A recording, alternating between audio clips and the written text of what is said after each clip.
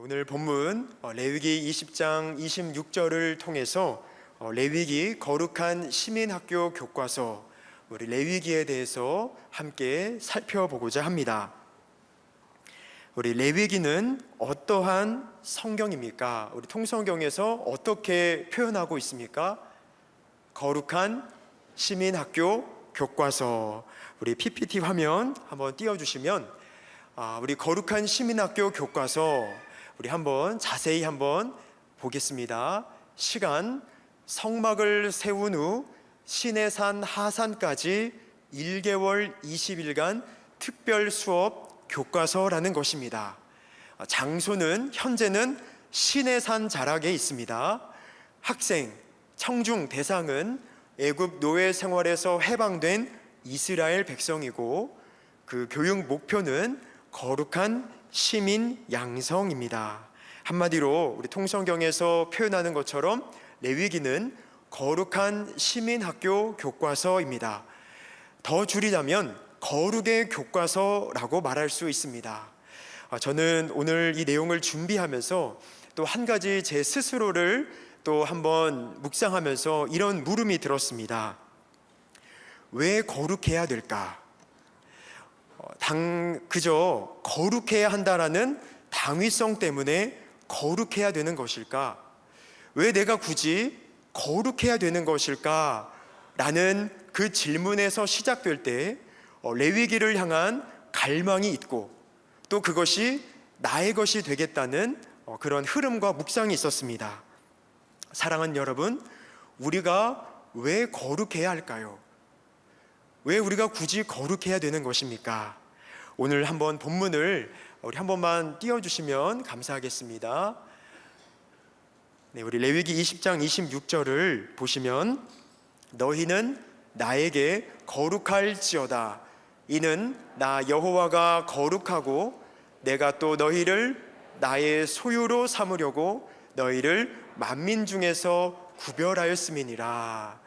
너는 나에게 거룩할지어다. 그 거룩의 이유가 무엇인지, 왜 거룩해야 되는지 본문에서 말씀하시기를, 첫 번째 이유는, 가장 근본적인 이유는 나 여호와가 거룩하기 때문이다. 나 여호와가 거룩하기 때문에 너희가 거룩해야 된다. 이게 무슨 말일까? 레위기 우리 11장 45절을 제가 읽어드리겠습니다. 나는 너희의 하나님이 되려고 너희를 애굽 땅에서 인도하여 낸 여호와라. 내가 거룩하니 너희도 거룩할지어다. 내가 거룩하니 너희도 거룩할지어다. 우리가 거룩해야 되는 이유가 내가 거룩하니 라는 것입니다. 이것을 보면 내가 거룩하니 너희도 거룩하라, 이 구조를 보면 하나님이라는 존재와 나라는 존재가 서로 존재 간에 무언가 상관성이 있다는 느낌이 듭니다. 내가 거룩하니 너희도 거룩하라. 하나님의 존재와 나라는 존재가 서로 무언가 연결되어 있다는 인상을 받게 됩니다.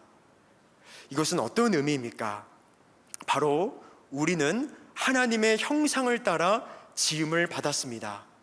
우리의 원형은 하나님의 형상을 회복하는 것입니다. 예수 그리스도를 닮아가는 것입니다. 그것이 우리의 진짜 나이고 진짜 나의 모습입니다. 우리가 나의 존재의 원형으로 돌아갈 때만이 진짜 내가 되고, 내가 가장 강해지고, 내가 가장 견고해지고, 그 가운데서 가장 평안을 누리고 기쁨을 누리고, 우리의 내면과 외적인 삶 가운데 선한 열매들을 경험하고 누리게 되는 것입니다. 그것이 진짜 나이기 때문입니다. 그래서 오늘 성경에서 내가 거룩하니 너희도 거룩할지어다 라고 말씀하시는 이유가 바로 여기에 있는 것입니다. 우리가 거룩하다, 그 하나님의 말씀의 기준을 따라 살아가는 것은 우리의 원형, 존재의 그 원래를 우리가 회복하는 것이고, 그것이 바로 우리의 진짜 열매이기 때문입니다. 그래서 레위기서 마지막을 보면 우리 레위기 27장 34절, 레위기의 마지막 구절을 보면 이것은 여호와께서 시내 산에서 이스라엘 자손을 위하여 모세에게 명령하신 계명이니라. 본문을 묵상하면서 이스라엘 자손을 위하여라는 것을 다시금 묵상하게 되었습니다. 이것이 누구의 유익이 아닌 바로 우리의 유익이 된다는 것입니다. 우리의 열매가 된다는 것입니다. 이런 점에서 오늘 그 거룩의 원리, 어떻게 우리가 거룩해질 수 있고 거룩한 성도로 살아갈 수 있고 그 거룩을 유지할 수 있는지 레위기를 통해서 놀라운 원리를 배울 수 있는 줄 믿습니다. 우리 레위기 전체 내용을 크게 7가지 맥락으로 살펴보고자 합니다. 다음과 같습니다. 우리 먼저 레위기 1장부터 7장의 내용을 보겠습니다. 레위기 1장부터 7장의 내용을 하나의 제목으로 요약하자면 우리 통성경에서는 5가지 제사를 3가지 방법으로 라는 것으로 1장부터 7장의 내용을 아주 정확하게 요약하고 있습니다. 5가지 제사를 3가지 방법으로. 이제 출애굽기를 통해서 성막이 완성되었고 이제 성막에서 드려져야 되는 제사에 대해서 하나님께서 말씀하여 주십니다. 우리 그 다음 PPT입니다. 이처럼 이 제사 5가지 제사는 하나님과 인간과의 만남의 절차라고 볼 수 있습니다. 인간이 하나님께 죄의 용서를 받는 길이요, 그것은 은혜의 통로입니다. 그런데 더 놀라운 것은 하나님의 용서는 누구든지 차별이 없다는 것이고, 그리고 무슨 허물일지라도 하나님께서 용서해 주신다는 은혜의 제사인 것입니다. 자, 그렇다면 우리 5가지 제사 중에서 우리 첫 번째를 볼 텐데 그 다음 화면입니다. 첫 번째, 5가지 제사 중 첫 번째는 번제입니다.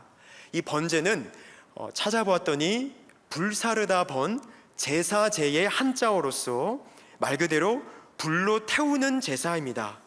소나 양 등 집에서 기르는 가축을 성막으로 데리고 와서 그 가축에게 죄를 전가시키고 그 가축의 가죽을 벗기고 또 각을 떠서 제단 위에 올려서 완전히 그렇게 불태우는 제사, 바로 이것이 번제입니다. 이것은 생명을 생명으로 대속하는 제사의 의미가 있습니다. 두 번째 유형의 제사는 소제인데, 이 소제 또한 찾아보았더니 이 소라는 단어 가운데 희다라는 한자의 의미가 있었습니다. 희다, 소, 제사제, 이 곡물이 희지 않겠습니까? 그래서 이 소제는 곡식을 드리는 제사입니다.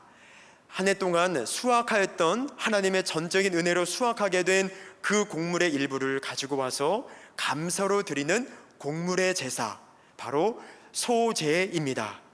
셋째는 화목제입니다. 이것은 하나님께 특별히 감사한 일이 있을 때, 또는 서원을 하거나 무언가 자원하여서 예물을 드리고 싶을 때 드리는 말 그대로 자원하는 제사입니다. 이 화목제에서는 가축의 내장은 불살라서 드리고 남은 고기는 그것을 가지고 자신도 먹고 이웃도 함께 먹는 이웃과 나눔이 있는 제사였습니다. 네 번째는 속죄제입니다. 이것은 하나님께 죄를 범하게 되었을 때 그 죄의 문제를 해결하고자 용서의 제사로 나아가는 것입니다. 마지막은 속건제입니다. 이 속건제도 의미가 와닿지 않아서 찾아보았더니 이 속은 없애다, 제거하다 속, 그리고 이 건은 허물건, 제사제의 한자어였습니다. 말 그대로 자신이 인식하지 못한 죄, 어떤 실수로 범한 죄가 있을 경우, 잘못이 있었을 경우 그것에 대해서 하나님께 용서를 구하는 그러한 유형의 제사입니다.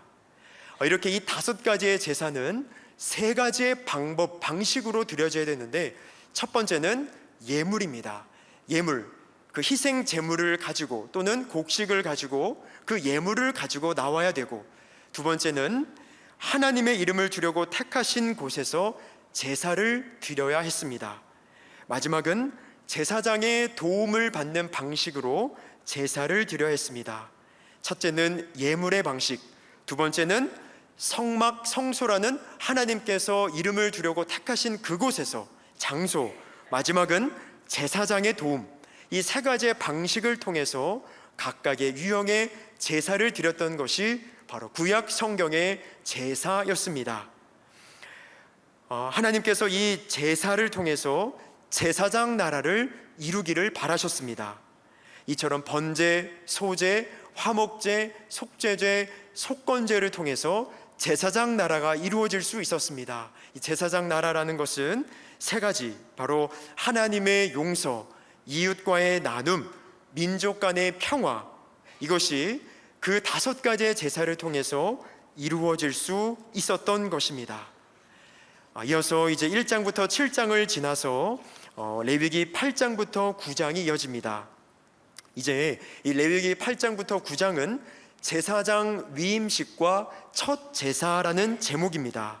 우리 다음 화면입니다. 제사장 위임식과 첫 제사.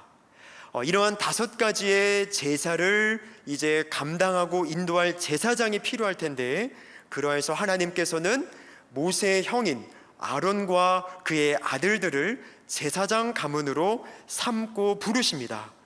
군대에서 5분 대기조가 있는 것처럼 이 제사장들은 항상 대기조였습니다. 이들은 이 제사를 드리는 막중한 임무를 항상 수행해야 되는 막중한 임무를 지닌 자였습니다.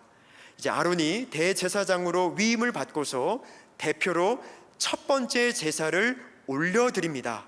그때 불이 여호와 앞에서 나와서 그 제단의 모든 번제물과 기름을 태우고, 그러자 모든 백성들이 그 놀라운 광경을 보고 소리 지르며 엎드리게 됩니다. 이것은 어떠한 의미입니까? 바로 여호와의 불이 내려왔다는 것은 바로 그 제사를 하나님께서 인정하신다는 것이고, 또한 그 아론과 그의 가문을 제사장 가문으로 정말 부르셨다는 것의 확증이었다는 것입니다. 이것이 우리 8장부터 9장의 의미인 것입니다. 그리고 이어서 이제 10장이 나옵니다. 이제 이러한 제사장 위임식과 또 첫 제사가 드려진 다음이었는데, 은혜의 연속이었는데 갑자기 깜짝 놀랄 만한 사건이 벌어집니다. 우리 다음 PPT, 우리 성경 구절을 같이 한번, 우리 레위기 10장 1절부터 2절 그리고 아래 8절부터 9절을 어떤 사건이 일어났는지 같이 한번 읽어보겠습니다. 시작. 아론의 아들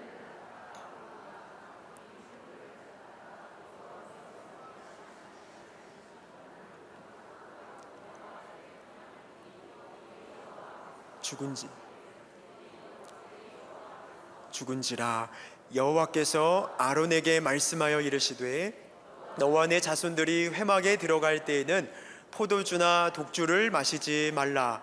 그리하여 너희 죽음을 면하라. 이는 너희 대대로 지킬 영령한 규례라. 아멘. 이렇게 은혜로운 첫 번째 제사를 드렸는데, 이제 아론의 큰아들 나답 그리고 둘째 아들 아비후의 갑작스러운 죽음을 경험하게 됩니다. 도대체 나답과 아비후가 왜 이러한 심판을 받게 된 것입니까? 맥락상 추측해 보건대 나답과 아비후가 포도주를 지나치게 마신 나머지 하나님께서 말씀하신 불이 아닌 다른 불을 들고 나아간 것으로 보입니다. 술에 취해서 분별력을 잃었고 자신의 제사장의 책임과 사명을 가볍게 여기고 소홀히 하다가 그 벌을 받은 것입니다. 이 사건은 이 제사장의 사명이라는 것이 얼마나 중대한 사명인지 확실히 알려주는 사건이 되었던 것입니다. 이제 네 번째 맥락으로서 레위기 11장부터 15장이 이어집니다. 11장부터 15장의 내용을 요약하면 그것은 한마디로 거룩하고 정결한 삶을 위한 규례들이라고 요약할 수 있습니다. 거룩하고 정결한 삶을 위한 규례들. 먼저 레위기 11장을 보면 음식과 관련된 규례들이 나옵니다. 먹어도 되는 음식 또는 먹지 말아야 될 음식들의 목록들이 꼼꼼히 기록되어 있습니다. 하나님께서 뭐 먹을 것까지 간섭하시나라고 생각이 들 수 있는데 도대체 이게 어떤 의미인 것인가?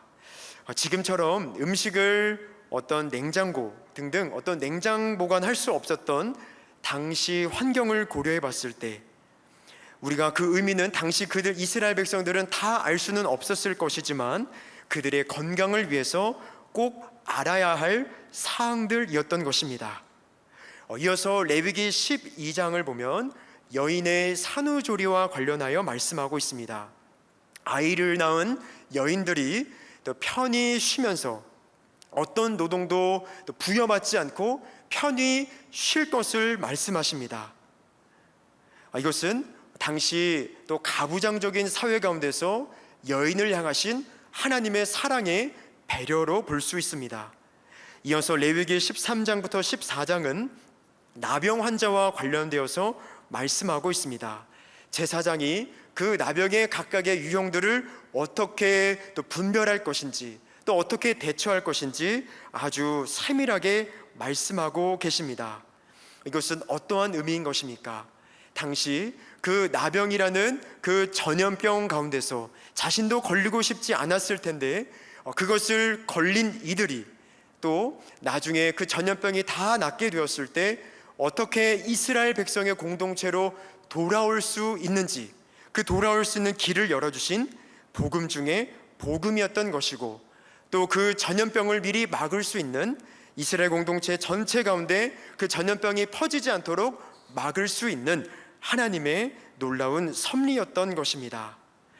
이어서 레위기 15장은 건전한 성생활과 관련하여서 말씀하고 있습니다. 이제 이스라엘 백성들이 가나안 땅으로 들어가게 될 텐데 그 가나안 땅에서 행해지는 문란한 그 성생활이 어떠한지 미리 말씀해 주시면서 하나님께서는 거룩한 성생활을 미리 말씀하여 주십니다. 이것을 통해서 하나님께서 약속하신 그 생육하라, 번성하라, 땅에 충만하라 라는 것이 온전히 이루어질 수 있도록 미리 말씀해 주신 것입니다. 다섯 번째로는 레위기 16장입니다. 이 레위기 16장은 대속죄일과 관련하여서 말씀하고 있습니다. 이 대속죄일은 대제사장이 1년에 단 한 번 지성소로 들어가는 날입니다.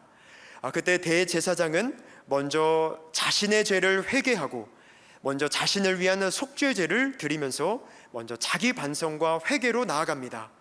그리고 나서 이스라엘 모든 백성들의 죄를 속죄를 받기 위하여 지성소로 나아갑니다. 이처럼 대속죄일은 이스라엘 온 백성들이 자신들의 죄를 다시 한번 돌아보고 회개하는 날입니다. 또한 이스라엘 백성 전체의 죄가 용서받는 기쁨과 감사의 날입니다. 정결의 날입니다. 이런 의미에서 대속죄일은 당시 유대교의 절기, 유대인의 절기 가운데서 축제 중에 축제로 여겨졌습니다. 여섯 번째 맥락으로 레위기 17장부터 22장의 맥락입니다. 특별히 이 가운데서 레위기 20장을 주목하고자 하는데 20장은 반드시 사형에 처해야 될 그 죄의 목록들을 보여주고 있습니다. 마치 그 한 상자, 그 과일 상자 가운데서 몇몇 썩은 과일들이 있을 때 그것들로 인해서 전체 과일이 썩을 수 있는 것처럼, 그렇기 때문에 그 몇몇 과일들을 골라내야 되는 것처럼, 과감히 버려야 되는 것처럼 이스라엘 공동체 가운데 퍼져서는 안 되는 그러한 죄악들을 말씀하고 계시고 반드시 드러내어 엄히 처벌할 것을 말씀하고 계십니다. 그리고 이어서 하나님께서는 이웃을 향한 구체적인 사랑의 모습들을 말씀하여 주시는데 우리 한번 PPT 우리 한번 화면을 보겠습니다. 우리 보시면은 곡식을 거둘 때 밭 모퉁이 일부를 남겨두는 것, 또 포도원 열매를 다 따지 않고 또 이방인과 객을 위해서 남겨두는 것, 또 떨어진 이삭을 줍지 않는 것, 떨어진 열매를 줍지 않는 것, 또는 도둑질하지 않기 등 여러 구체적인 이웃 사랑의 계명들을 구체적으로 말씀하고 계시는데 우리 특별히 레위기 19장 9절부터 10절을 우리 같이 한번 화면을 통해서 읽어보겠습니다. 너희가 너희의 땅에서 곡식을 거둘 때에 너는 밭 모퉁이까지 다 거두지 말고 내 포도원의 열매를 다 따지 말며 내 포도원에 떨어진 열매도 줍지 말고 가난한 사람과 거류민을 위하여 버려두라. 나는 너희의 하나님 여호와이니라. 아멘. 그리고 이어서 마지막으로 7번째 맥락으로 우리 레위기 23장부터 27장이 있습니다. 우리 23장부터 마지막 27장의 내용을 요약하면 두 가지입니다. 첫 번째는 이스라엘의 절기 문화, 그리고 두 번째는 바로 두 가지 미래입니다. 먼저 이스라엘의 절기들이 우리 PPT 화면 보시면 다음과 같이 또 소개되고 있습니다. 이것을 통해서 우리는 이스라엘 절기의 그 문화의 두 가지 특성을 보게 됩니다. 첫 번째 특성은 바로 쉬는 문화입니다. 쉬는 문화. 이 절기가 되면 이스라엘 백성 모든 이들은 아무 노동도 하지 않아야 되고 온전히 쉬어야 됐습니다. 그런 가운데 쉬는 가운데서 그 예식의 의미를 보면 알 수 있겠습니다만 하나님의 구원의 은혜를 다시 한번 상고하고 묵상하고 온전히 예배하는 날이었습니다. 이것은 또한 어떤 것을 의미합니까? 이것은 진정한 쉼이란 무엇인지 말씀하고 계시다고 보게 됩니다. 진정한 쉼, 진정한 쉼의 문화는 무엇인가? 그것은 아무 노동도 하지 않는 육체의 안식도 반드시 필요합니다만 그것이 다가 아니라 하나님과의 안식의 계획이 있는 것, 하나님과 더 깊은 만남의 자리로 놓쳤던 그 관계의 끈을 회복하는 영혼의 안식도 포함되는 것이 진정한 쉼의 문화, 쉬는 것이라고 말씀하고 계시다는 깊은 의미를 이 절기를 통해서 우리는 깨달아야 되는 줄 믿습니다. 또 다른 특성은 이 절기의 특성을 보면 하나는 약자를 위한다는 것입니다. 이 절기 기간이 되면 모든 이들이 차별 없이 다 안식하였습니다. 하나님께서는 사회의 약자들까지도 완전히 쉴 수 있도록 제도를 마련하신 것입니다. 당시 고대 근동의 세계나 제국에서는 볼 수 없었던 하나님 나라, 제사장 나라의 그 특성이었던 것입니다. 이처럼 이스라엘의 절기를 통해서 우리는 바로 그 이면 가운데 담긴 의미, 쉬는 문화, 약자를 위한 문화를 배울 수 있는 줄 믿습니다. 이어서 레위기 26장은 레위기의 결론입니다. 하나님께서 지금까지 말씀하신 율법에 대해서 순종하고 불순종하였을 때 각각의 열매가 어떠한지 말씀하여 주십니다. 먼저 순종의 복으로 하나님께서 첫 번째로 말씀하시는 것은 하나님께서 친히 국방을 책임져 주신다는 것입니다. 우리 레위기 26장 8절을 같이 한번 읽어보겠습니다. 또 너희 다섯이 백을 쫓고 너희 백이 만을 쫓으리니 너희 대적들이 너희 앞에서 칼에 엎드러질 것이며. 그리고 두 번째 순종의 복은 경제의 복인데 우리 26장 10절을 함께 읽어보겠습니다. 너희는 오래 두었던 묵은 곡식을 먹다가 새 곡식으로 말미암아 묵은 곡식을 치우게 될 것이며. 아멘. 그러나 불순종의 결과로 저희가 익히 아는 것처럼 3단계의 형벌, 징계를 말씀하십니다. 첫 번째는 무엇입니까? 흉년, 두 번째는 수탈, 세 번째는 포로의 징계를 경고하여 주십니다. 이것으로 레위기가 마무리되고 있습니다. 이처럼 이 레위기는 거룩한 시민학교 교과서입니다. 거룩의 교과서입니다. 다시 풀어서 말씀드리면 이스라엘 백성들이 하나님의 백성으로서 죄를 짓고 넘어졌을지라도 어떻게 다시 거룩해질 수 있을 것인지, 그리고 그 받은 거룩의 은혜를 어떻게 유지할 수 있는 것인지, 그 두 가지를 말씀하고 있는 것이 바로 레위기입니다. 사실 이 레위기는 당시 이 가운데 이 레위기의 여러 율법들을 보면 절대적인 것이 있고 상대적인 것이 있습니다. 당시 이스라엘의 또는 고대 근동 세계의 어떤 상황과 환경, 문화와 풍습 가운데 담겨 있는 상대적인 상대법들, 규례들이 있습니다. 그런데 또 한편으로는 그러한 것들에 관계되지 않는, 그러한 것들과 관계가 없는 항상 그러한 절대법들이 있습니다. 그래서 이 상대적인 규례들 경우는 오늘 우리는 그것을 문자 그대로 적용하는 것이 아니라 그 가운데 담긴 원리를 도출해서 오늘의 내 삶 가운데 우리가 적용할 수 있는 것입니다. 레위기에 말씀하고 있는 그 여러 규례들 가운데서 이 거룩의 여러 원리들 가운데서 우리가 하나를 한번 더 깊이 살펴보고 적용하는 것으로 결론을 맺고자 합니다. 그것은 바로 제사입니다. 왜 제사인가? 바로 레위기의 핵심은 제사이기 때문입니다.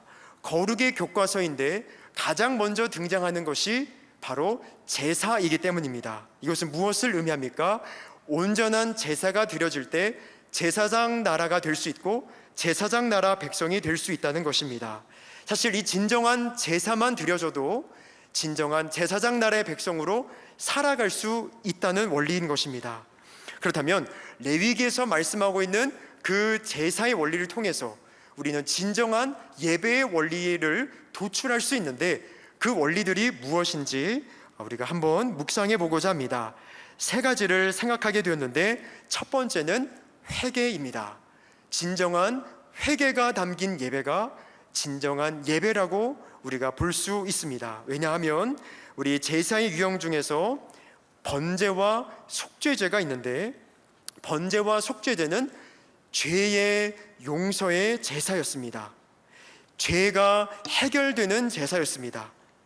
이처럼 우리가 성전으로 나왔을 때 우리의 죄의 문제가 다뤄지는 예배의 자리, 다뤄지는 내가 될 때 진정한 예배요, 예배자라는 원리를 배울 수 있는 것입니다. 이처럼 예배의 전, 중, 후 가운데 나의 회개가 있는 예배가 진정한 예배라고 볼 수 있습니다.